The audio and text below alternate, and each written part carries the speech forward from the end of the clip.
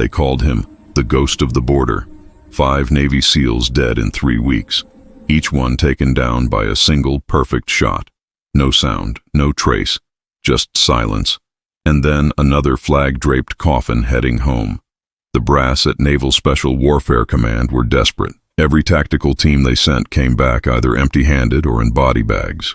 The sniper knew their patterns, anticipated their moves, and vanished like smoke in the desert wind. That's when they made a decision that shocked everyone at Coronado Base. They called in recruit Sierra Valdez, 23 years old, barely 3 months out of Buddhist training, still wet behind the ears, according to the senior operators. But Sierra had something none of them possessed. She had grown up on that border.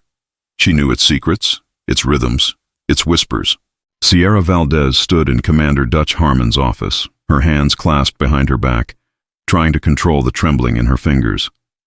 The commander was a mountain of a man, with a gray beard that spoke of decades in the teams, and eyes that had seen things most people couldn't imagine. Behind him on the wall hung photographs of fallen brothers, their faces frozen in time, forever young. Sierra recognized 2 of them from her training cycle. Martinez and Chen. Good men. Dead now because of the ghost. "You know why you're here, Valdez?" Dutch's voice was gravel and gunpowder. "No, sir." Sierra's voice was steady despite the storm inside her chest. Dutch leaned forward, his massive hands folding on the desk. "We've got a problem. A big one. There's a sniper operating along the southern border near Jacumba. He's taken out 5 of our boys in 3 weeks. 5 of the best trained operators in the world, dropped like they were nothing. Delta's tried, Marine Scout snipers have tried. Every time we send someone, they either come back with nothing or they don't come back at all." Sierra felt ice water run through her veins. She'd heard the whispers in the chow hall, the hushed conversations that stopped when officers walked by. The ghost. Some said he was a cartel assassin. Others claimed he was a rogue operator. A few swore he wasn't even human. "With respect, sir, I just graduated Bud S. I'm not even fully qualified yet. Why me?" Dutch stood and walked to the window, his broad shoulders blocking out the California sun. "Because you're from Calexico. You grew up 15 miles from where this bastard is operating. You know that terrain like you know your own heartbeat. Your file says your grandfather was a Border Patrol agent for 30 years. Your father ran a ranch on the border until the cartels burned it down. You learned to track deer through desert canyons before you could drive. Am I right?" Sierra's jaw tightened. The memory of watching their ranch house burn, her father's broken expression, the smell of smoke mixing with her mother's tears. "Yes, sir. Every operator we've sent has been trained in mountains, jungles, urban environments. But that stretch of desert? It's different. It's alive. It has moods. And this sniper, whoever he is, he knows it like a lover. We need someone who speaks that language." Dutch turned to face her, and for the first time she saw something unexpected in his eyes. Desperation. "I'm not going to lie to you, Valdez. This is likely a one-way ticket, but you're our best shot, maybe our only shot."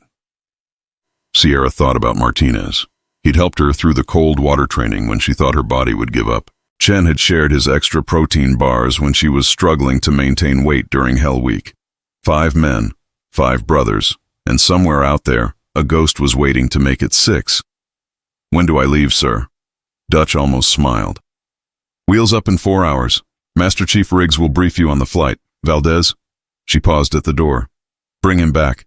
Dead or alive, but bring him back." C-130 rattled through turbulence as it crossed into Arizona airspace. Master Chief Riggs sat across from Sierra, his weathered face illuminated by the red cabin lights. He spread a tactical map across his knees, marked with red X's where each SEAL had fallen. "Here's what we know," Riggs began, his finger tracing the border. "All 5 kills happened within a 12-mile radius of this area. Elevation gives him advantage, about 800 feet above the valley floor. He's shooting from somewhere in these ridges, but we've scanned them with drones, thermal imaging, ground-penetrating radar. Nothing. It's like he's a damn phantom." Sierra studied the map, her mind already working. She recognized landmarks, remembered hunting trips with her grandfather. "These ridges have caves, old mining tunnels from the 1800s. Most are collapsed or forgotten, but some go deep. If he's using them, thermal won't pick him up. And the mineral deposits in those rocks scatter radar signatures. Riggs looked at her with new respect. How do you know that? My grandfather took me spelunking out here when I was 12. Said it was important to know the bones of the land. Some of those tunnels connect. You can move 3 miles underground without ever showing your face. She pointed to a cluster of marks on the map.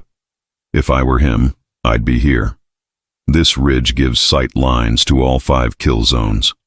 And there's a tunnel entrance hidden behind a rockfall that most people don't know exists. Most people? Sierra met his eyes. My grandfather showed me, said it was our secret, a place to hide if the world went crazy. She paused, the weight of the moment settling on her shoulders. I guess the world went crazy. Riggs folded the map. Your equipment is in the back. Custom M40A6 suppressed with thermal optics. You'll insert at dusk tomorrow. 48 hours to locate and eliminate the target. After that, we pull you out whether you've succeeded or not. The brass won't risk another body for this. Understood, Master Chief. One more thing, Valdez. Riggs's expression hardened. This isn't training. This isn't a simulation. You're hunting a man who has killed 5 of the best. He's smart, patient, and absolutely lethal. You hesitate for even a second, and you'll be number 6. Can you do this? Sierra thought about the answer for a long moment. Could she? Could she take a human life? She'd trained for it, prepared mentally, but this was different. This was real. Then she remembered Martinez teaching her to adjust her scope, his patient voice guiding her through the calculations. Chen spotting for her during qualifications, calling out wind changes with perfect timing. 5 good men, 5 families destroyed. Yes, Master Chief, I can do this. The insertion point was a dried riverbed 20 miles from the target area. Sierra hit the ground at dusk, the helicopter disappearing into the purple sky before she'd even shouldered her pack. The desert stretched before her, painted in shades of rust and shadow. She moved slowly, methodically, using the failing light to mask her approach. Every 50 yards she stopped, listened, became part of the landscape. Her grandfather's voice echoed in her memory. The desert speaks, Mija, but only to those who know how to listen. The wind tells you what's over the next rise. The birds tell you where danger hides. The silence tells you everything. As darkness fell completely, Sierra activated her night vision and continued. She had 12 miles to cover before reaching the ridge system, and she needed to do it without leaving any trace. The ghost would be watching, always watching. One mistake, one careless footprint, and she'd be compromised. Hours passed. The moon rose, casting the landscape in silver. Sierra moved like water, flowing around obstacles, leaving no mark. Her body remembered every lesson from Bud S., every painful hour of training that had nearly broken her. But out here, in this place that lived in her blood, she felt something else awaken. This wasn't just training. This was coming home. By dawn, she'd covered 8 miles and found shelter in a shallow cave, well hidden and with good sight lines. She ate a cold protein bar, drank sparingly from her Camelback, and allowed herself 2 hours of rest. Sleep came in fits, her subconscious mind processing the terrain, calculating angles, considering possibilities. When she woke, the sun was already beating down with merciless intensity. Sierra used her scope to glass the surrounding area, methodically checking every ridge, every shadow, every potential hide. Nothing. The ghost remained invisible, but she hadn't expected anything else. This was his hunting ground. He knew every rock, every dead tree, every shifting shadow. But so did she. Sierra waited until the heat reached its peak, when most creatures sought shelter and the desert seemed to hold its breath. Then she moved again, using the brutal temperature as cover. No one expected movement in this heat. It was tactically insane, which made it perfect. By late afternoon, she'd reached the base of the ridge system. The terrain was exactly as she remembered, though 15 years had weathered it further. She found the hidden trail her grandfather had shown her, barely more than a suggestion of passage along a rock face. It required climbing, exposed and dangerous, but it would bring her to the tunnel entrance without crossing any of the obvious approaches. The climb took 3 hours. Twice she froze as rocks skittered down below her, certain that the ghost would hear and investigate. But the desert remained silent except for the whisper of wind through stone. Finally, as the sun touched the western horizon, she pulled herself over the last ledge and found the tunnel entrance, half hidden by a collapsed section of rock face, exactly where memory placed it. Sierra squeezed through the gap and into the cool darkness beyond. She switched to her thermal optics and saw the tunnel stretch ahead, carved through living rock by long-dead miners chasing veins of copper and silver. The floor was covered in dust and debris, undisturbed for decades, or so it appeared. But Sierra noticed something others might have missed, a small section where the dust seemed different, slightly more compacted. Someone had been here. Recently. Her heart rate increased, but she controlled her breathing, forcing calm. She marked the spot mentally and continued deeper. The tunnel branched and twisted. Several times she encountered cave-ins that forced her to backtrack and find alternative routes. But she was navigating by feel now, by instinct, following the subtle flow of air that meant connection to the surface. After an hour of careful movement, she saw a light ahead. Not sunlight, but the pale glow of filtered daylight coming through cracks in rock. Sierra approached slowly, every sense heightened. The tunnel opened into a larger chamber, and what she saw made her blood run cold. This was no natural formation. Someone had modified it. A sleeping bag lay rolled in one corner. Empty MRE packages were stacked neatly against one wall, and facing a narrow opening that looked out over the valley, a shooting position had been carefully constructed using rocks and desert brush for concealment. She'd found the ghost's lair. But the ghost wasn't there. Sierra's mind raced. Where was he? Out hunting, repositioning, or had he somehow known she was coming and set a trap? She moved to the shooting position and looked through the narrow opening. The view was breathtaking and terrifying.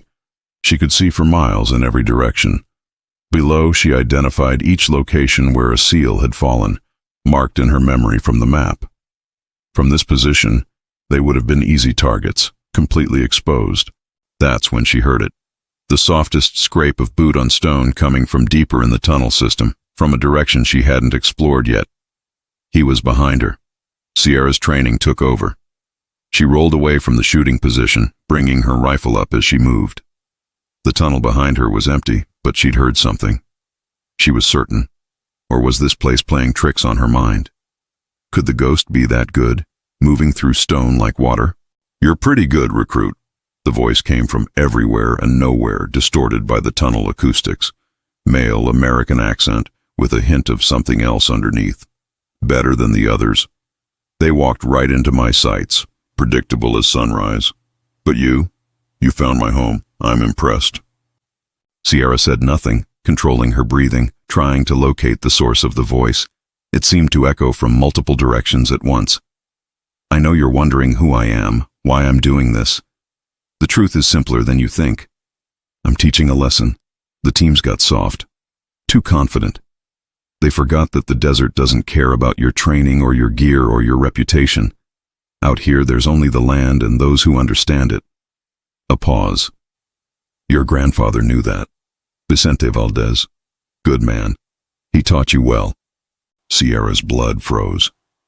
How did he know her grandfather's name? "You're wondering how I know. I know everything about this place. Every person who's walked these ridges in the last 50 years. Your grandfather and I met once long ago. He was tracking a fugitive. I was tracking the same man for different reasons. We shared water and talked about the desert. He showed me these tunnels. Said they were sacred ground. Said only family knew about them." Another pause, heavier this time. "I'm sorry it came to this, Sierra Valdez. You seem like good people, but you came here to kill me, and I can't allow that." A shadow moved at the far end of the chamber, quick as thought. Sierra fired 3 rounds, the suppressed shots barely louder than coughs.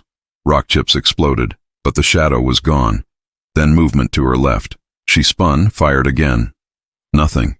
He was toying with her, using the tunnel's maze-like structure to disorient her.